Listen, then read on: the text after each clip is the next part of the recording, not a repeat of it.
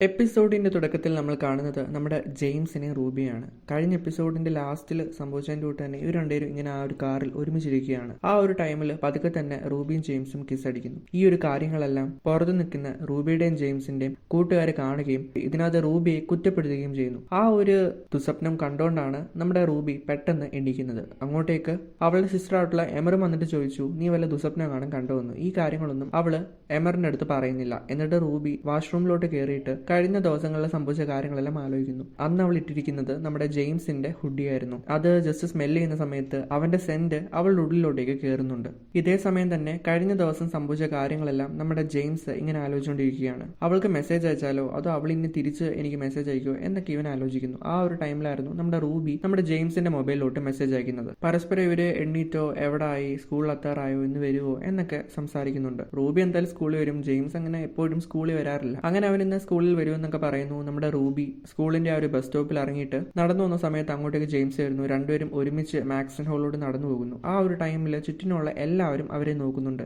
പ്രത്യേകിച്ച് റൂബിയാണ് നോക്കുന്നത്. എന്ന് വെച്ചാൽ റൂബി എങ്ങനെ ജെയിംസിനെ വളച്ചെടുത്തു, ജെയിംസ് എങ്ങനെയാണ് റൂബി അക്സെപ്റ്റ് ചെയ്തത്, ഈ ഒരു കാര്യങ്ങളെല്ലാം ഓർത്ത് ഇതെല്ലാം കണ്ട് റൂബിക്ക് കുറച്ച് ഓക്വേർഡായിട്ട് തോന്നുന്നു. പക്ഷേ ജെയിംസിന് ഇതെല്ലാം മനസ്സിലായി. റൂബിയുടെ അടുത്ത് പറയുന്നു, കണ്ട പാവം നടിക്കണ്ട, അവരെല്ലാവരും ഇങ്ങനെയൊക്കെ തന്നെയാണ്, ആരെയും മൈൻഡ് ചെയ്യാതെ അങ്ങ് നടന്നു പോയാൽ മതി എന്നൊക്കെ ജെയിംസ് റൂബിയോട് പറഞ്ഞിട്ട് രണ്ടുപേരും അങ്ങോട്ടേക്ക് നടന്നു പോകുന്നു. ഈ ഒരു സമയത്തായിരുന്നു ജെയിംസിന്റെ ബെസ്റ്റ് ഫ്രണ്ട്സ് ആയിട്ടുള്ള സിറിലും ആലിസറും കെഷൊക്കെ ആ ഒരു ലക്രോസ് ടീമിൽ നിൽക്കുന്നത് കാണുന്നത്. ആ ഒരു ടൈമിൽ നിരാശയോടെ നമ്മുടെ ജെയിംസ് ആ ഒരു ടീമിനെ നോക്കുന്നു. നമ്മുടെ റൂബിക്ക് മനസ്സിലാകുന്നുണ്ട് അവൻ ഇപ്പോഴും അതിൽ പങ്കെടുക്കാൻ വളരെയധികം ആശയുണ്ട്. പക്ഷേ ഈ ഒരു കാര്യങ്ങളൊക്കെ കാരണം അവന് അതിൽ അറ്റൻഡ് ചെയ്യാൻ പറ്റില്ല എന്നത്. എന്നുവെച്ചാൽ ഡോണർ ഗാല ആ ഒരു പരിപാടിയാണല്ലോ ഇന്ന് നടക്കാൻ പോകുന്നത്. അങ്ങനെ നമ്മുടെ ലിഡിയ ബെഫോർട്ടിനെ കാണിക്കുന്നു. ലിഡിയ അവിടെ വർക്കൗട്ട് ചെയ്തുകൊണ്ടിരിക്കുകയായിരുന്നു. ആ ഒരു ടൈമിലായിരുന്നു അവളുടെ അച്ഛൻ അങ്ങോട്ടേക്ക് വരുന്നത്. അവളുടെ അച്ഛൻ അവളുടെ അടുത്ത് പറയുന്നുണ്ട്, ഇനി യങ് ബെഫോർട്ടിന് ഒരു പ്രസ് കോൺഫറൻസ് നടക്കാൻ പോകുന്നു. അതിനേക്ക് തുടർന്ന് പ്രസ് മിനിസ്റ്റർ അതിനകത്ത് പങ്കെടുക്കുന്നുണ്ട്. സോ അദ്ദേഹത്തിന് വേണ്ടി ഒരു നല്ല സ്പീച്ച് നീ എഴുതി ഉണ്ടാക്കണം. അതായിരിക്കും ജെയിംസ് ആ ഒരു പ്രസ് കോൺഫറൻസിൽ കൊടുക്കാൻ പോകുന്നത് എന്നൊക്കെ ഇയാള്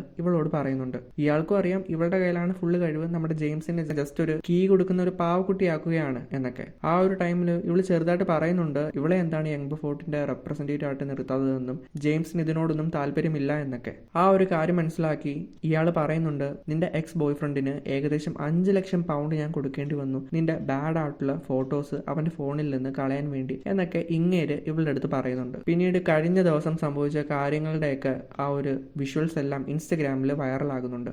റൂബിയെ ആ ഒരു സ്വിമ്മിംഗ് പൂളിൽ നിന്ന് എടുത്ത് നമ്മുടെ ജെയിംസ് അങ്ങോട്ടേക്ക് നടന്നു പോകുന്ന രംഗങ്ങളെല്ലാം. സോ ഈ കാര്യങ്ങളൊക്കെ എന്തൊക്കെയാണ് ലിഡിയുടെ അടുത്ത് അവളുടെ അച്ഛൻ ചോദിക്കുന്നു. അച്ഛൻ്റെ അടുത്ത് ഇവള് പറയുന്നു, എനിക്കിതിനെ കുറിച്ച് വലിയ കാര്യങ്ങളൊന്നും അറിഞ്ഞുകൂടാ എന്നൊക്കെ. അവൾക്ക് അറിയാം, പക്ഷേ ജെയിംസിനെ രക്ഷിക്കാൻ വേണ്ടിയാണ് അവൾ അങ്ങനെ പറയുന്നത്. അങ്ങനെ ഈ ഒരു കാര്യങ്ങളെല്ലാം സംസാരിക്കാൻ വേണ്ടി ലിഡിയ മാക്സൺ ഹോളിലോട്ട് വരുന്നു. എന്നിട്ട് ജെയിംസിനെ കണ്ടിട്ട് പറയുന്നു, അച്ഛൻ എൻ്റെ അടുത്ത് ഇന്നലെ സംഭവിച്ച കാര്യങ്ങളെയൊക്കെ പറ്റി ചോദിച്ചു. അതിപ്പം എല്ലാവർക്കും അറിയാം. നീ റൂബിയിൽ നിന്ന് ഡിസ്റ്റൻസ് ഇടണമെന്നല്ല പറയുന്നത്, പക്ഷേ ഇങ്ങനെ കുറച്ച് എല്ലാവരും കൂടുന്ന സമയത്ത് ഒത്തിരി അടുപ്പം കാണിക്കാതിരിക്കുന്നതാണ് നല്ലത്. നീ ആ യങ് ബെഫോർട്ടിന്റെ ആ ഒരു സംഭവത്തിൽ നിന്ന് തെന്നി മാറുകയാണ് എന്ന് നമ്മുടെ അച്ഛൻ അറിഞ്ഞാൽ നിന്നെ എന്നെയും പിന്നെ അങ്ങേര് വെച്ചേക്കത്തില്ല എന്ന് ഇവള് ജെയിംസിന്റെ അടുത്ത് പറയുന്നു. ജെയിംസ് അങ്ങനെ അതിന് വലിയ മറുപടി ഒന്നും പറയാതെ അവിടുന്ന് പോകുന്നു. അങ്ങനെ പിന്നീട് ഡോണർ ഗാലയുടെ ആ ഒരു ഇവന്റ് ഒക്കെ വരികയാണല്ലോ. സോ ആ ഒരു ക്യാമ്പസിൽ ഓരോ കാര്യങ്ങൾ ചെയ്യാൻ വേണ്ടി നമ്മുടെ ജെയിംസും റൂബിയും ഒരുമിച്ച് പോകുന്നുണ്ട്. അങ്ങനെ നമ്മുടെ റൂബിയുടെ ഫ്രണ്ടായിട്ടുള്ള ലിന്നു വഴി ജെയിംസ് മനസ്സിലാക്കുന്നു നാളെ നമ്മുടെ റൂബിയുടെ ബർത്ത്ഡേ ആണെന്ന്. അങ്ങനെ ഡോണർ ഗാലയ്ക്ക് എല്ലാവർക്കും ഫുഡ് കൊടുക്കണമല്ലോ. സോ എന്തായാലും മെയിൻ ഐറ്റം ഫ്ലഷ് ആണ്. അതിനുവേണ്ടി തന്നെ ജീവനുള്ള ഏകദേശം 100 കാടക്കോഴികളെ അങ്ങോട്ടേക്ക് കൊണ്ടുവരുന്നു.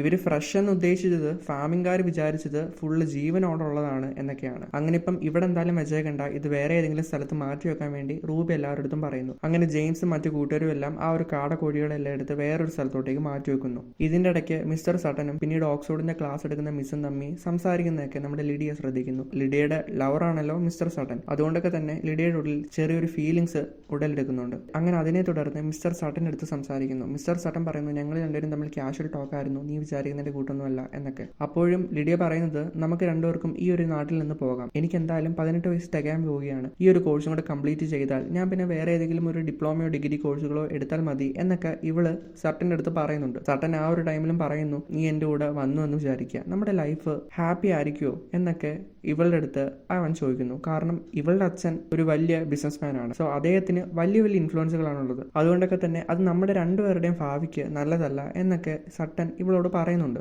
പക്ഷെ അവളുടെ ആ ഒരു പ്രായത്തിൽ ഭയത്തിന്റെ ആ ഒരു രീതിയുണ്ട്, അവൾക്ക് അതൊന്നും അങ്ങോട്ട് അക്സെപ്റ്റ് ചെയ്യാൻ വേണ്ടി സാധിക്കുന്നില്ല. മിസ്റ്റർ സട്ടൻ അവളെ ഒഴിവാക്കുകയാണ് എന്നാണ് അവൾ വിചാരിക്കുന്നത്. പക്ഷേ മിസ്റ്റർ സട്ടൻ പറയുന്ന കാര്യങ്ങളെല്ലാം തെറ്റില്ലാത്ത കാര്യങ്ങളാണ്. അങ്ങനെ ആ ഒരു കാടക്കോഴികളുടെ കേജസ് എല്ലാം ഓരോ സൈഡിലോട്ട് മാറ്റി വെക്കുന്ന സമയത്ത് നമ്മുടെ ജെയിംസിന്റെ അടുത്ത് ആലിസ്റ്റർ വരുന്നു. ആലിസ്റ്റർ ജെയിംസിന്റെ അടുത്ത് പറയുന്നു എങ്ങനെ പോകുന്നു കാര്യങ്ങളെല്ലാം എന്നൊക്കെ. ഞാനും റൂബിയും തമ്മിൽ വലിയ കുഴപ്പമൊന്നുമില്ലാതെ പോവുകയാണ്. നീയും കെഷും തമ്മിൽ എന്തായിരുന്നു സംഭവം? ഇന്നലെ ഞാൻ അറിയാതെ ആ ഒരു ഡോർ തുറന്ന് കയറി വന്നതാണ് എന്നൊക്കെ ജെയിംസ് ഇവനോട് പറയുന്നു. ആലിസ്റ്റർ ജെയിംസിന്റെ അടുത്ത് പറയുന്നുണ്ട് കെഷ് ഇതുവരെയും അതിനൊന്നും റെഡി ആയിട്ടില്ല, പക്ഷേ അവന് കുറച്ച് ടൈം വേണം, അവനിപ്പം കമ്മിങ് ഔട്ട് എന്തായാലും ചെയ്യുന്നില്ല എന്നൊക്കെ ആലിസ്റ്റർ ജെയിംസിന്റെ അടുത്ത് പറയുന്നു. അപ്പോഴേക്കും സിറിലും കെഷും അങ്ങോട്ടേക്ക് വരുന്നുണ്ട്. അങ്ങനെ ജെയിംസ് അവന്മാരെ എല്ലാവരെയും യൂസ് ചെയ്ത് അപ്പുറത്തെ സൈഡിലോട്ട് മാറ്റുന്നുണ്ട്. ആ ഒരു ടൈമിൽ ആലിസ്റ്ററും കെഷും ഒരുമിച്ച് നിൽക്കുകയും അവരുടെ രണ്ടുപേരുടെ ഫീലിംഗ്സ് എടുത്തു കാണിക്കുകയും ചെയ്യുന്നു. അങ്ങനെ നമ്മുടെ ജെയിംസ് വീട്ടിലിരിക്കുന്ന ടൈം കാണിക്കുന്നു. ആ ഒരു ടൈമിൽ പ്രസ് കോൺഫറൻസിന് വേണ്ടി എന്തൊക്കെ ചെയ്യണം, ഏത് ഡ്രസ്സ് ധരിക്കണം, എങ്ങനെയുള്ള രീതിയിൽ പോകണം, ആ കാര്യങ്ങളെല്ലാം സംസാരിക്കാൻ വേണ്ടി ഒരു അഡ്വൈസറിനെ ജെയിംസിന്റെ അച്ഛൻ അപ്പോയിന്റ് ചെയ്തിട്ടുണ്ട്. ആ അഡ്വൈസർ ഓരോ കാര്യങ്ങൾ ജെയിംസിന്റെ അടുത്ത് പറഞ്ഞു കൊടുക്കുന്നു. പക്ഷെ ജെയിംസ് അതിന് അത്ര വലിയ ശ്രദ്ധയൊന്നും വെക്കുന്നില്ല. നമുക്ക് പിന്നെ ഈ കാര്യങ്ങൾ ഡിസ്കസ് ചെയ്യാം എന്നൊക്കെ പറഞ്ഞ്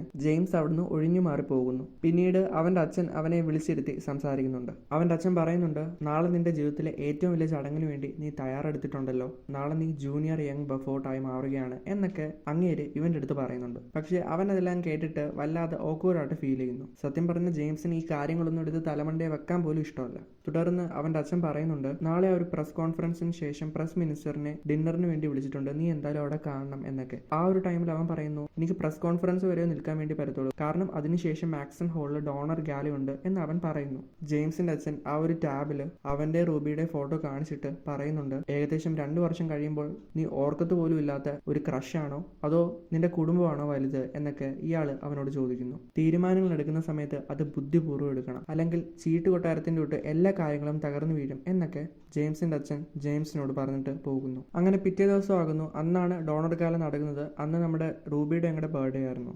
വീട്ടിലെല്ലാവരും ആഘോഷിക്കുന്നുണ്ട്. അവൾക്ക് ഓരോരോ ഗിഫ്റ്റും കൊടുക്കുന്നുണ്ട്. അന്ന് രാവിലെ തന്നെ ജെയിംസ് അവൾക്ക് വേണ്ടിയുള്ള ഒരു ബാഗ് അവൻ ഗിഫ്റ്റായിട്ട് കൊടുത്തയച്ചിട്ടുണ്ടായിരുന്നു. ആ ഒരു ബാഗ് അവൾക്ക് കിട്ടുകയും അത് തുറന്നു നോക്കുകയും ചെയ്യുന്നു. അവൻ അവളെ ഒരു പേപ്പറിൽ വരച്ചതും ഉണ്ടായിരുന്നു. അവൾക്ക് അങ്ങനൊരു ഗിഫ്റ്റ് അവളുടെ ഇത്രയും വർഷങ്ങളിൽ ആദ്യമായിട്ടായിരുന്നു കിട്ടിയിട്ടുള്ളത്. അങ്ങനെ ബ്രേക്ക്ഫാസ്റ്റ് കഴിക്കാൻ വേണ്ടി നമ്മുടെ ജെയിംസും ലിഡിയും വന്നിരിക്കുന്നു. ആ ഒരു ടൈമിൽ ജെയിംസ് ലിഡിയുടെ അടുത്ത് പറയുന്നുണ്ട് ഒരു നിമിഷം പോലും എൻ്റെ ജീവിതം എനിക്ക് കൺട്രോൾ ചെയ്യാൻ വേണ്ടി പറ്റുന്നില്ല, എൻ്റെ ലൈഫ് കൺട്രോൾ ചെയ്യുന്നത് എൻ്റെ അച്ഛനാണ്, എനിക്ക് എൻ്റെ ലൈഫിൽ തീരുമാനങ്ങൾ എടുക്കാൻ വേണ്ടി പറ്റുന്നില്ല എന്നൊക്കെ ലിഡിയുടെ അടുത്ത് ജെയിംസ് പറയുന്നു. അതേ ടൈമിൽ തന്നെ ലിഡിയ പറയുന്നുണ്ട് നമ്മുടെ അച്ഛൻ ഒരു സഹായത്തിനല്ലാതെ വേറൊരു കാര്യത്തിന് പോലും എൻ്റെ അടുത്ത് സംസാരിച്ചിട്ടില്ല. വർഷങ്ങളെടുത്ത് ഞാൻ ഡെവലപ്പ് ചെയ്ത ഒരു കൺസെപ്റ്റ് ആയിരുന്നു യങ് ബഫോർട്ട്. അതിൻ്റെയൊക്കെ ഇമേജ് നീയായി. എപ്പോഴും ഒരു ബാക്കപ്പ് ആയിട്ട് നിൽക്കുന്നതിൻ്റെ ആ ഒരു പെയിനും ട്രോമയും നിനക്ക് പറഞ്ഞാൽ മനസ്സിലാവത്തില്ല ജെയിംസ് എന്നൊക്കെ ലിഡിയ ജെയിംസിൻ്റെ അടുത്ത് പറയുന്നു. ജെയിംസ് പറയുന്നുണ്ട് നമുക്കില്ലേ സിനിമയിലെ കൂട്ട് നമുക്ക് സ്വാപ്പ് ചെയ്താലോ, എന്നുവെച്ചാൽ ഡോണർ ഗാലയ്ക്ക് ഞാൻ പോകുന്നു, ആ ഒരു പ്രസ് കോൺഫറൻസിന് നീ പോകുന്നു, എങ്ങനെയുണ്ട് ഐഡിയ എന്നൊക്കെ പറയുന്നു. അവൾ ചിരിച്ചുകൊണ്ട് പറയുന്നുണ്ട് എന്നാൽ നമ്മുടെ അച്ഛൻ നമ്മളെ രണ്ടുപേരും വെച്ചേക്കത്തില്ല എന്നൊക്കെ. അങ്ങനെ പിന്നീട് ഇവൻ പേഴ്സിയുടെ അടുത്ത് പോയി നിൽക്കുന്നു. പേഴ്സിക്ക് ഇവന്റെ മുഖം കണ്ടപ്പോഴേ മനസ്സിലായി എന്തോ കാര്യങ്ങൾ ഇവനെ അലട്ടുന്നുണ്ട് എന്നൊക്കെ. അപ്പം എന്താണ് കാര്യങ്ങൾ എന്നൊക്കെ ചോദിക്കുമ്പോൾ ഇവൻ പറയുന്നു പ്രസ് കോൺഫറൻസ് ഇന്ന് വൈകിട്ടുണ്ട്, പക്ഷേ ആ ഒരു ടൈമിലാണ് ഡോണർ ഗാല. പ്രസ് കോൺഫറൻസ് കഴിഞ്ഞിട്ട് വന്നാലും ഡോണർ ഗാലയ്ക്ക് പങ്കെടുക്കാൻ പറ്റും, പക്ഷേ പ്രസ് കോൺഫറൻസിൽ ആ ഒരു മിനിസ്റ്ററുമായിട്ട് ഇന്ന് അച്ഛൻ ഡിന്നർ പ്ലാൻ ചെയ്തേക്കുകയാണ്. എനിക്കറിയാം എൻ്റെ ഫാമിലിക്ക് ഇത് ഭയങ്കര ഇമ്പോർട്ടൻ്റ് ആയിട്ടുള്ള കാര്യമാണെന്ന്, പക്ഷേ എനിക്കിതിനകത്ത് എന്തോ പങ്കെടുക്കാനോ അങ്ങനെ ഇതിന് വേണ്ടി അങ്ങ് പ്രവർത്തിക്കാനോ ഒന്നും എനിക്ക് പറ്റുന്നില്ല എന്ന് ജെയിംസ് പേഴ്സിയുടെ അടുത്ത് പറയുന്നു. പേഴ്സി അവനോട് പറയുന്നുണ്ട് നിനക്ക് ഇഷ്ടമുള്ള കാര്യങ്ങൾ നീ ചെയ്യും, നിന്റെ ജീവിതം ആരുടെയും കയ്യിലല്ല, നിന്നെ ആർക്കും കൺട്രോൾ ചെയ്യാൻ പറ്റത്തില്ല, നീ നിന്റേതായിട്ടുള്ള നിലപാടുകൾ എടുക്കുക എന്നൊക്കെ പേഴ്സി ഇവൻ്റെ അടുത്ത് പറയുന്നു. അങ്ങനെ നിൽക്കുന്ന ടൈമിലായിരുന്നു നമ്മുടെ റൂബി ഇവന് മെസ്സേജ് അയക്കുന്നത്. കാരണം എന്താണെന്ന് വെച്ചാൽ അവിടെയുള്ള കാടക്കോഴികളെല്ലാം കേജിൽ നിന്ന് എസ്കേപ്പ് അടിച്ച് അവിടെ എല്ലാം ഓടി നടക്കുകയാണ്. സോ അതിനെ പിടിക്കാൻ വേണ്ടി ജെയിംസിനെ അങ്ങോട്ട് വിളിക്കുന്നു. അങ്ങനെ ഏകദേശം മിക്കുള്ള കാടക്കോഴികളെയും പിടിച്ച് കൂട്ടിലാക്കുന്നുണ്ട്. അങ്ങനെ ക്ലാസ്സിലെ ഏതോ ഒരു കാടക്കോഴി കയറി പോകുന്നുണ്ട്. ആ ഒരു ടൈമിൽ അതിനെ പിടിക്കാൻ വേണ്ടി ജെയിംസും റൂബിയും ആ ഒരു ക്ലാസ് റൂമിലോട്ട് പോകുന്നു. അതിനെ നോക്കിയിട്ട് അവിടെ ഒന്നും കാണുന്നില്ല. പിന്നീട് കുറച്ചു നേരം ബ്രേക്ക് എടുക്കാന്നൊക്കെ വിചാരിച്ച് രണ്ടുപേരും അവിടെ ഓരോ കാര്യങ്ങൾ സംസാരിച്ചിരിക്കുന്നു.